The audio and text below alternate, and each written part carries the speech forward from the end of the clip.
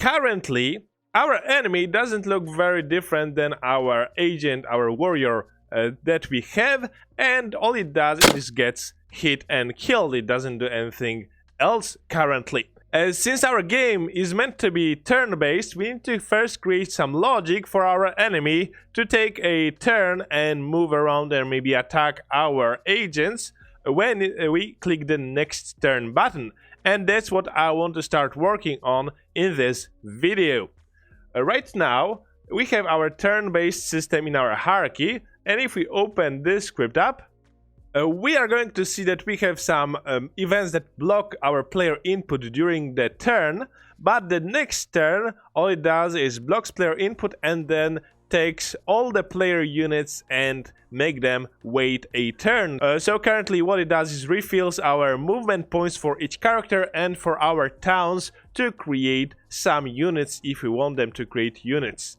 But we do not include any type of a turn for our enemy, so for any other unit that might be not under the player's control. So the idea would be that before we move our player units, or before the player units takes a turn, it would be fair for the enemy units to take a turn first, so that if we are building a unit, before that our enemy have a chance to attack our city. So for this to work, we will need to have a separate class, because right now we have our player turn taker, and I will assume that we only have one type of enemy, so there is only us and the enemy, a single team of enemies, and they will take a turn. So let's go back to Unity. Great. In our scripts folder, we are going to right click maybe and create a new folder. Let's call it enemy. And in this folder, we are going to right click and create a new C# script. Let's call it enemy turn taker. And let's open it up in Visual Studio. Okay. So here, what I want to do is delete the update and start methods. This will be a monobehavior class. It will be similar to our player turn taker. And here we are going to have two fields: private bool turn finished, and this will be a bool flag, and private enemy AI. Now I will want to have an interface reference rather than the reference to a specific class, because we may want to have different enemy units, different enemy AIs to use this enemy turn taker. So below this class, I'm going to create a public interface, and I will call it enemy AI. Okay, and now this will be the reference to our interface. So what does our enemy AI needs to know? Well, it needs to know two things. First will be a void start turn method, so it needs to know what it needs to do when its turn starts. And another thing will be event action turn finished. Let me right click here on the action, quick actions, and say using system. This will be this library that we need to have. So why do we have this event action turn finished delegate? Well, if we have a bool turn finished, because we need to know when our enemy has finished its turn, if we have it on our enemy, we would need to ensure that we reset it for each different enemy. But if we use event action turn finished, we can call the referenced method once when we have finished our turn. So we do not store the finished state in our enemy AI, but in the enemy turn taker, since it's the responsibility of the enemy turn taker to store this data, and this makes it much easier for us because we do not need to reset every enemy. We need to only reset our enemy turn taker. Okay, so if we have this interface, we can keep it in this class or put it in a separate class, but basically what we need to do is work more on our enemy turn taker. So what needs to happen is, first, when we have private void start, we need to get the reference to our enemy AI. So we are going to assign our enemy AI to get component enemy AI interface. And this interface will be placed on a separate class that defines our basic AI for the enemy.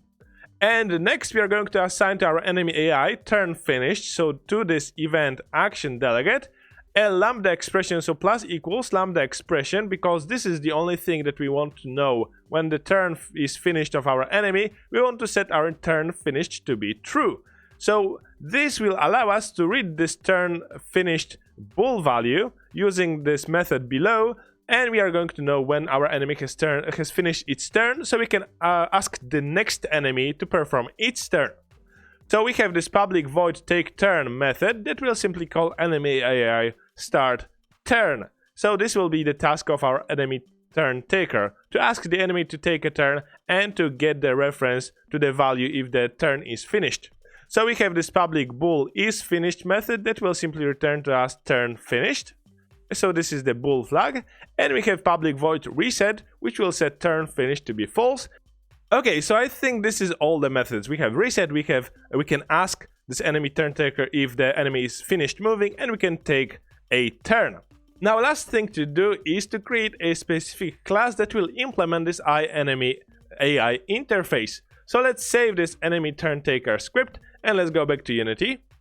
Okay, and let's create another script in our enemy folder. Right click, create a new C# script, and we are going to call it basic enemy AI. Let's open this script up. Okay, again, let's delete the start and update methods. And after mono behavior, we are going to put comma and type enemy AI interface. Right click on this, quick actions, and implement this interface, which will add to our basic enemy AI the public event action turn finished and public void start turn method. Okay, so when we start a turn, we are going to basically want to perform some movement logic. And if there is a player in our path, we are going to perform an attack. So this will be a very simple AI, where we simply move to a random spot within our movement range. But for now, let's simply debug.log the enemy game object name takes a turn, and we are going to start a coroutine, and we are going to create test coroutine. And we are going to call this just to simulate our movement before we create it. Let's right click on this quick actions and generate this method, and this will have the wrong definition. We need to pass enumerator as the return value for it to be a coroutine, and we are going to simply yield return and a new wait for seconds, and let's pass 0.5 second. So this will be the time that we are going to wait, and let's again create a debug.log statement, and let's pass enemy game object name and finished moving. Okay, so this will be just to simulate if we can actually wait for the enemy to finish moving before we start our own turn.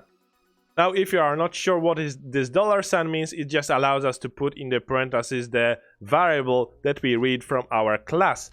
In any case, this will be all, but what we also need to do in our test coroutine, when we finish waiting, we need to call our turn finished (invoke) to invoke this delegate to inform our enemy turn taker that the enemy has finished moving.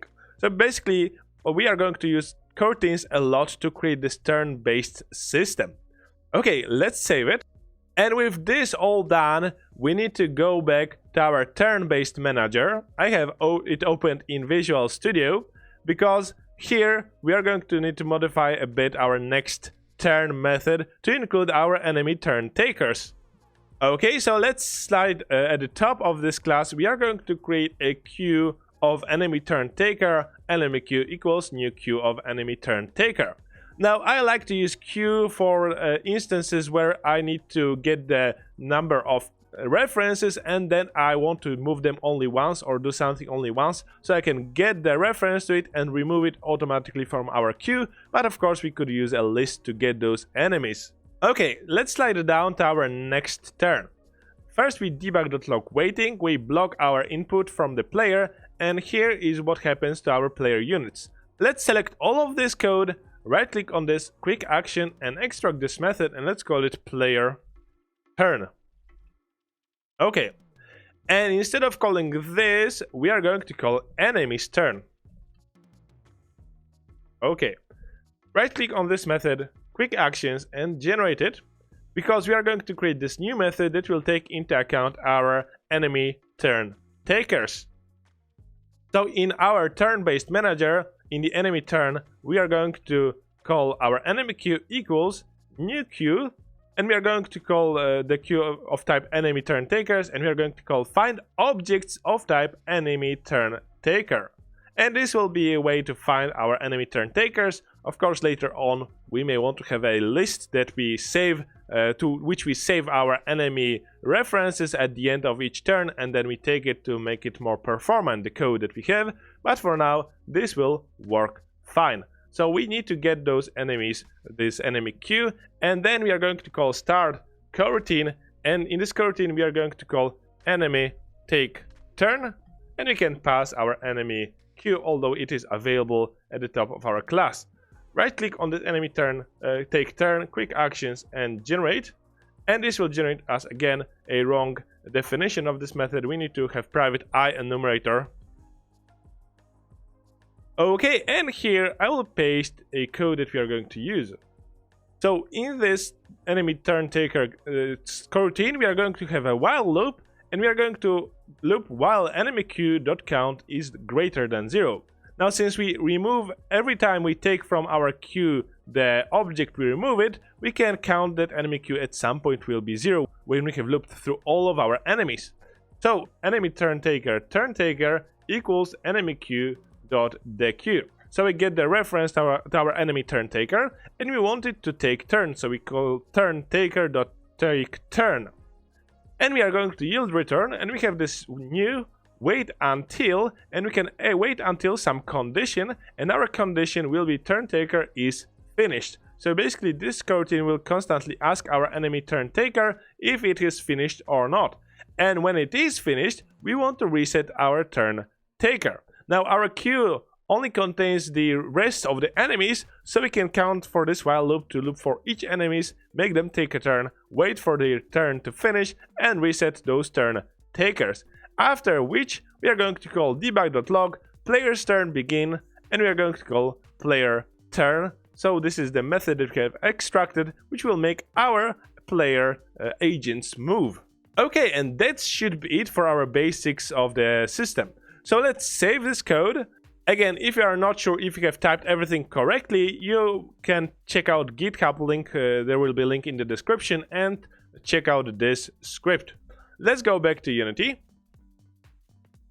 So what we want to do is select our enemy warrior unit. This is a prefab variant that we have created in one of the previous videos, and on this prefab variant we are going to add our enemy turn taker, and we need to have our basic enemy AI. And right now this should be it. Later on we are going to use our unit script to perform the movement. But for now let's test if it will work. So let's go back. Okay, I'm going to clear the console and let's press play. And let's see if it all works. Okay, so if I press next turn, we should see that we have waiting, enemy warrior takes turn, we wait for it to finish, and our player turn takers begin to move. So it seems to be working fine. Of course we are going to see it when we move our enemy, but let's select it in the hierarchy, Ctrl D to duplicate it. Let's select this one, let's select the move tool, and let's move it. So just to see if we see two commands of waiting for the enemy. So let's now press play again, and let's see if it will work. We have two enemies, so 2 times we should see waiting and enemy movement. So let's press next turn, waiting, and this is waiting. This first one is called in our turn-based manager script. And then there is enemy warrior takes turn 1, finishes, enemy warrior unit without the index takes turn, finishes moving, and then we have our player turn takers. Okay, so it seems like everything is working fine. In the next video, we are going to integrate our unit script with our basic enemy AI to make our enemy move around our map. Great, thanks a lot for watching. If you have enjoyed this video, leave a like, leave a comment, it helps me a lot. Okay, see you in the next video.